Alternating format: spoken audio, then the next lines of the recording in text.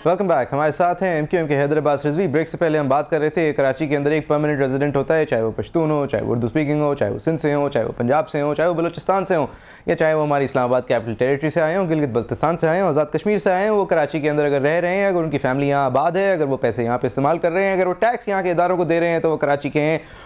और मसला उनमें से नहीं है, मसला उन लोगों में से है जो ट्रांजिट पे हैं, चाहे वो पश्तून हो, चाहे वो उर्दू स्पीकर्स हों, चाहे वो बलोची हों, चाहे वो पंजाबी हों, चाहे वो कहीं और से हों। हैदर साहब, ये वाली तफरीक है, ये थोड़ी रेट्रोग्रेसिव नहीं है सर? एक तरफ जब अब कमिश्नरी की मैं बात करता हूँ तो आप कहते हैं देखिए प्रोग्रेसिव सोचिए, अब सारी लोकल गवर्नेंस की तरफ आ रहे हैं, तो सर ये एंटी माइग्रेशन वाले भी जो स्टांस है, ये भी दुनिया ने 1970s 1980s में ख़त्म कर दिया था। एक्सेप्टिंग हो गए थे, हुकूक सारे मिल जाया करते हैं जब आप एक जगह जाके रहते हैं और लॉ अबाइडिंग होते हैं। ये आपने कैसे तय कर लिया कि मसला उनके साथ है जो ट्रांजिट में है? ये तो आपने अपनी तरफ से बात कर ली। मेरी बात में तो कोई ऐसी बात नहीं थी कि मसला उनके साथ है। मैं सिर्फ आपको ये बताने की कोशिश कर रहा हूँ कि मिसाल के तौर पर आप दुबई में जाके नौकरी करें जी, तो क्या दुबई आपको नेशनैलिटी दे देता है? दुबई में जाके नौकरी करें, सऊदी अरब जाके नौकरी करें, इवन आप अमेरिका जाके नौकरी करें H1 वीज़ा पे, तो क्या वो आपको वो तमाम हुकूक दे देता है जो एक अमरीकी शहरी को हासिल है? ऐसा कहीं भी नहीं होता। मिसाल के तौर पर एक चीज़ है वोटिंग राइट, वोट करने का हक। आपका वोट करने का हक पाकिस्तान में उस जगह है जहां के आप मुस्तकिल बाशिंदे हैं। आप 2 वोट एक साथ रजिस्टर नहीं करा सकते। मिसाल के तौर पर अगर मैं कराचीआइट हूं, मेरा वोट कराची में रजिस्टर्ड है और मैं अगले 5 सालों में जाकर लाहौर में जाकर आबाद हो जाऊं और 5 साल लाहौर में रहने लगूं, तो अब मुझे अगर लाहौर में वोटिंग राइट इस्तेमाल करना है तो फिर मुझे कराची से अपना वोट डी रजिस्टर कराना पड़ेगा और मुझे अपना वोट जो है वो लाहौर में इंदराज कराना पड़ेगा। या एक मैं बात आपको और बताऊं, जो आपने मजिस्ट्रेसी या कमिश्नरी निज़ाम की बात की, एक डॉक्यूमेंट होता है मेरे भाई जिसको कहते हैं डोमिसाइल। आपको पता है ये डोमिसाइल क्या होता है? डोमिसाइल का लेकिन ये भी बहुत रेट्रोग्रेसिव चीज़ है सर। एक ऐसा सर्टिफिकेट जो आपके बारे में ये बताता है कि आप गुज़िश्ता 3 बरस से इस शहर में मुकीम हैं। 3 बरस से डोमिसाइल 3 बरस की मुद्दत पूरी करने के बाद आपको उस शहर से मिलता है। तो जो डोमिसाइल डॉक्यूमेंट है, और उसके साथ ही एक डॉक्यूमेंट और भी होता है जिसको कहते हैं PRC, परमानेंट रेसिडेंस सर्टिफिकेट।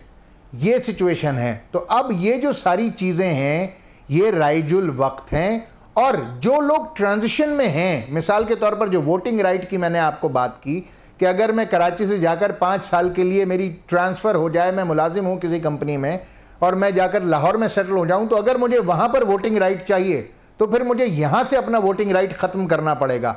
तो अगर बहुत सारे लोग जो ट्रांजिशन में होते हैं उनकी कोशिश ये होती है कि वो दोनों जगह पर अपना वोटिंग राइट इस्तेमाल करें, जो कि हर लिहाज से कानूनी तौर पे भी, आईनी तौर पे भी और इखलाकी तौर पर भी गलत है। तो लिहाजा जो ट्रांजिट में है वो ट्रांजिट में है, जो परमानेंट है वो परमानेंट है। सही। तो आपके ख्याल में ये वोटिंग की वजह से ये सारे मसाइल हैं, ट्रांजिट के लोग ज़्यादा आ रहे हैं, वो आप लोगों को वोट नहीं देते क्योंकि आप सन्स ऑफ द सॉइल हैं? मैंने तो आपको एक मिसाल दी है जी, तो इस मिसाल का मकसद, और अल्लाह का शुक्र है कि कराची जो है वो 85% मैंडेट पिछले 20 सालों से MQM के पास है, और कराची में 85% उर्दू स्पीकिंग नहीं है मेरे भाई। कराची में 85% में तमामी कौमियतें आती हैं और सबका मैंडेट अल्लाह का शुक्र है पिछले 20 सालों से हमारे पास है, तो हमें उसकी फ़िक्र नहीं है। मगर मैंने आपको एक मिसाल दे दी है। इसी तरह जब एडमिशन्स के इशू आते हैं, जब दाखिले के ख़ास तौर पर प्रोफेशनल कॉलेजेस में दाखिलों के इशू आते हैं, ND में हो दाखिला, या मेहरान इंजीनियरिंग यूनिवर्सिटी में हो, या DMC में हो, या SMC में हो, या नवाबशाह मेडिकल कॉलेज में हो, तो वहाँ पर जो फर्स्ट प्रीफरेंस है वो परमानेंट रेसिडेंट को दिया जाता है, ना कि ट्रांजिट के लोगों को।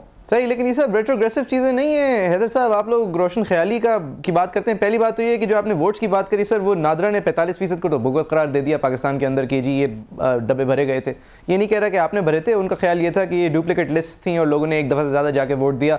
तो ये वोटिंग के बेसिस पे तो वैसे ही हमारा सिस्टम इम्परफेक्ट है सर। ये 4-8 लाख लोग जो हैं वो क्या उसको मजीद इम्परफेक्ट कर देंगे अगर वो लोग सेटलर्स हैं भी, या डुअल वोटिंग करते हैं। सपोर्टिंग माय आर्ग्यूमेंट जी, मैं बहुत शुक्रगुजार हूँ कि आपने मेरे आर्ग्यूमेंट को सपोर्ट किया, और नादरा ने भी एग्जैक्टली वही बात की जो मैं कह रहा हूँ कि लोग एक वक्त में कई कई जगहों पर रजिस्टर्ड हैं, चाहे वो कई जगह एक शहर में हो या कई जगह जो है वो मुख्तलिफ शहरों में हो या मुख्तलिफ सूबों में हो।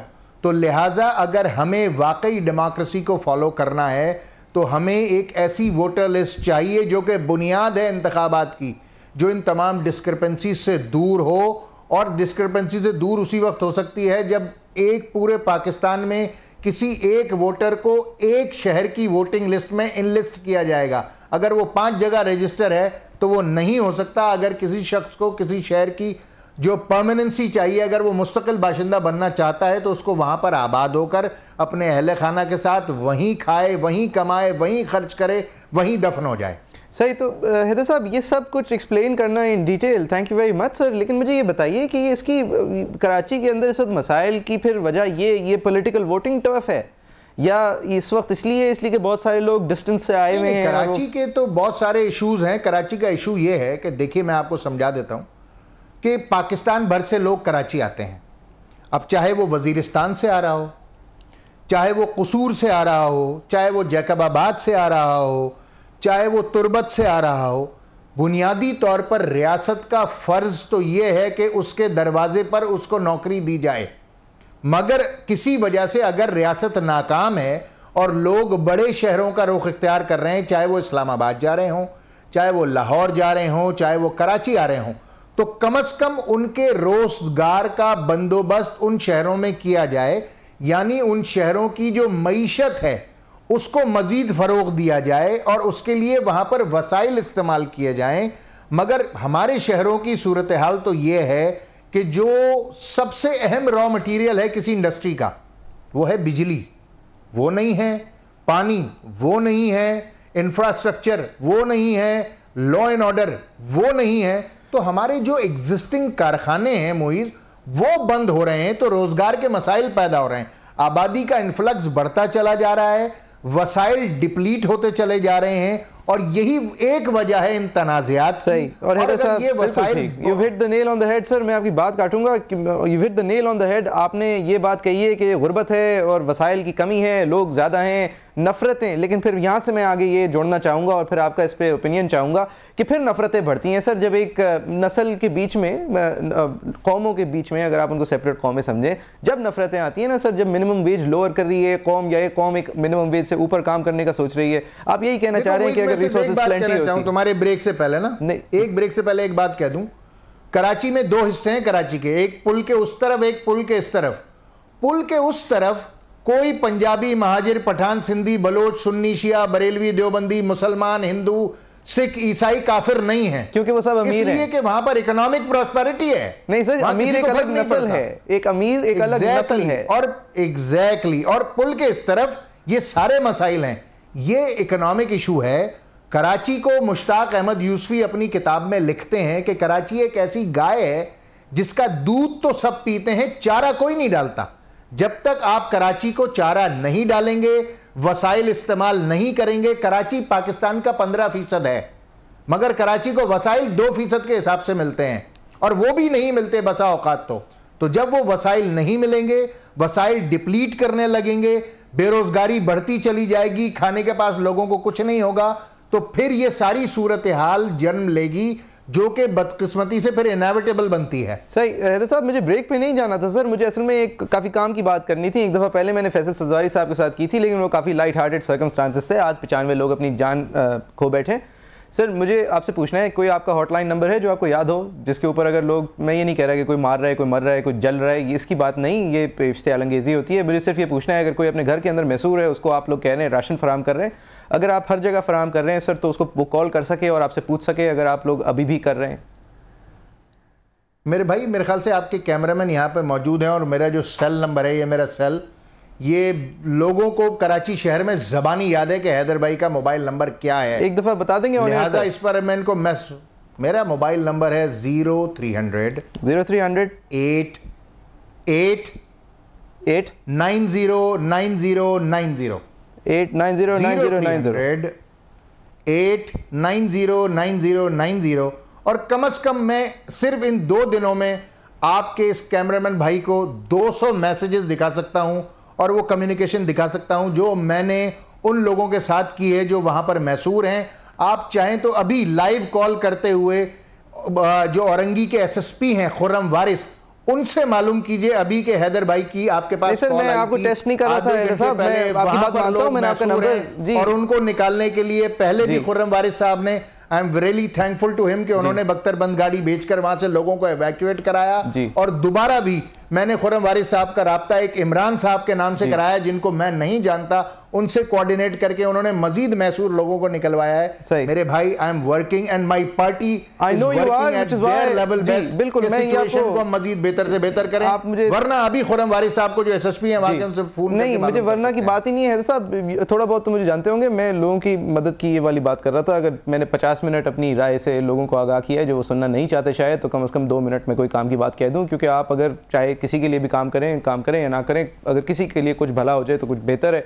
आप लोग अगर इस वक्त MQM राशन की सप्लाई अभी भी कर रही है कस्बा कॉलोनी और इन सारे इलाकों में, अल्हम्दुलिल्लाह सही, तो सर अगर उस हिसाब से सही, उस हमारी मॉरल ऑब्लिगेशन है, ठीक है, उस हिसाब से अगर उन लोगों को कांटेक्ट करना चाहें तो आपके सेल फोन तो जैम हो जाएगा अभी थोड़ी देर में।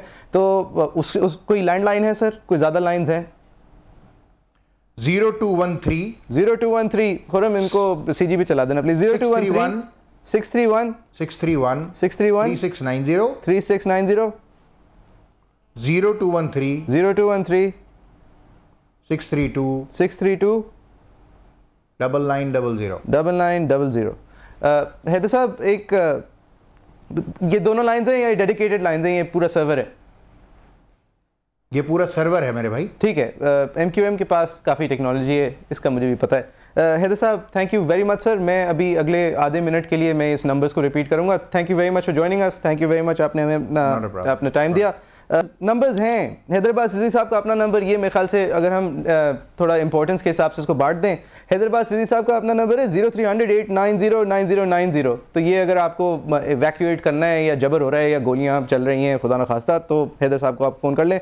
वरना अगर आपको राशन की प्रॉब्लम है, अगर आपको ट्रांसपोर्ट की प्रॉब्लम है, अगर आपको MQM से मदद चाहिए तो 0213 631 3690 0213 632 9900। इसको हम मेरे ख्याल से CG पे अगर नहीं चला चुके तो चलाने की कोशिश कर लेंगे। एक दफ़ा फिर से कहता हूँ 0213 631 3690 0213 632 9900। Stay safe. और रईस अमरोवी साहब का एक शेर था जब जुल्म हुआ करता था उर्दू स्पीकर्स पे कि उर्दू का जनाजा है ज़रा धूम से निकले, जब नज़रअंदाज किया जाता था। आज कराची में इंसानियत का जनाजा है और वो काफ़ी धूम से निकल रहा है। ये नंबर्स एक दफ़ा फिर से 0213 631 3690 0213 632 9900।